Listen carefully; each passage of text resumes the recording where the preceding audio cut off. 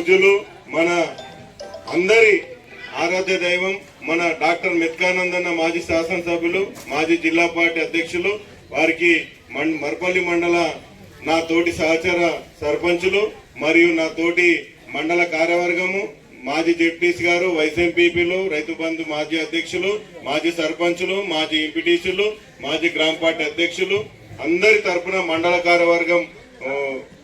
కార్యవర్గం మాజీ సభ్యులు అందరి తరపున కూడా పేరు పేరున పార్టీలోకి చేరికలు ఉన్నాయంటే ప్రతిపక్షాల నుంచి అధికార పక్షంలోకి ఉంటాయి. కానీ మీరు మొన్న చూసి ఉంటారు, కోట్పల్లి నుంచి కూడా ఒక సర్పంచ్ బీరేలకు సంబంధించినటువంటి సర్పంచ్ అధికార పక్షాన్ని వదిలేసి మన బీఆర్ఎస్ పార్టీలో చేరాడు. ఇంకా 2 ఏళ్ళు ఉంది, ఇంకా 2 ఏళ్ళు ఉండంగా కూడా మన బీఆర్ఎస్ పార్టీలో చేరిండు. ఇప్పుడు ఇక్కడ కూడా యువకులు 80 మంది మన పార్టీలో చేరుతున్నారంటే మన పార్టీ మీద ఎంత నమ్మకం ఉన్నదనే దానికి ఇది ఒక నిదర్శనం.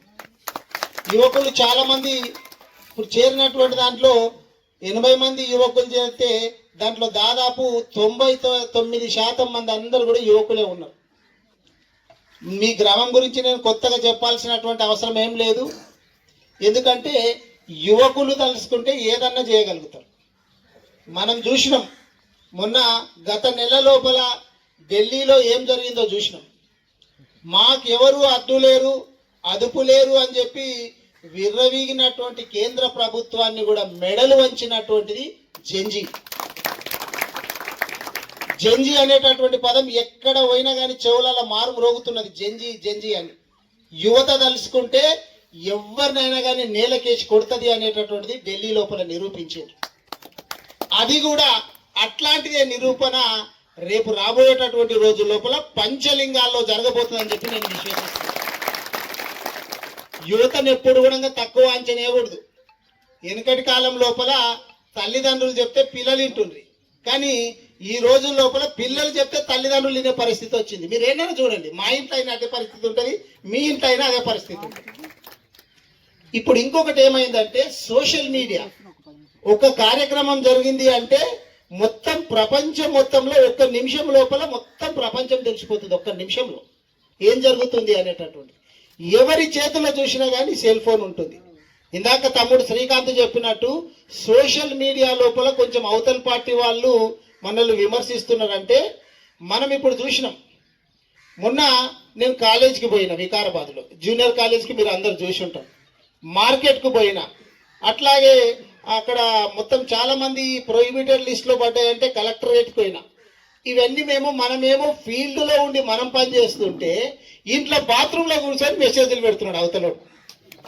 పని శాత కాదు, ఫీల్డ్కి రారు, ఫీల్డ్కి వస్తలేరు. ఫీల్డ్కి వస్తే ప్రజలు ఎట్లా ఉంటుందో మొన్నటికి మొన్న పాపం మంచి పేరుండే ఒకప్పుడు కోదండరామ్ గారి పరిస్థితి ఏమైందో మీరు చూసిండ్రా? మొన్న నిరుద్యోగులు ఎట్లా ఉరికిచ్చిండ్రా చూసిండ్రా? రేపు రాబోయేటటువంటి రోజుల లోపల కాంగ్రెస్ ప్రతి నాయకుడు పరిస్థితి గట్ల అవుతుంది. గ్రామాలలో తిరగాలంటే గోషి ఉంటే గోషి వాడుకొని పని చేయండి, ప్యాంట్ ఉంటే ప్యాంట్ ఎక్కించుకొని ఉరికే పరిస్థితి వస్తుంది కాంగ్రెస్ వాళ్ళది.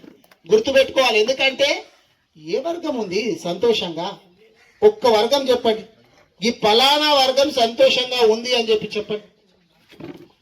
వేరే రాష్ట్ర రాజకీయాలు పక్కకెడితే మన వికారాబాద్ నియోజకవర్గమే తీసుకుంటే గీడ ఇప్పుడు బంటారం మండలం ఇది వికారాబాద్ నియోజకవర్గం అంటే గౌరవ స్పీకర్ గారికి సంబంధించినటువంటి నియోజకవర్గం. జిల్లా తీసుకుంటేనేమో గౌరవ ముఖ్యమంత్రి గారికి సంబంధించినటువంటి జిల్లా. యూరియా దొరుకుతున్నదేనా? యూరియా ఉన్నదా? ఏనా? అందరు వ్యవసాయం చేసుకునేటోళ్ళే ఉన్నారు. ఇక్కడ షాపుల ముందల లైన్లు కనబడతాయి, లేకపోతే చెప్పులు కనబడతాయి అని చెప్పి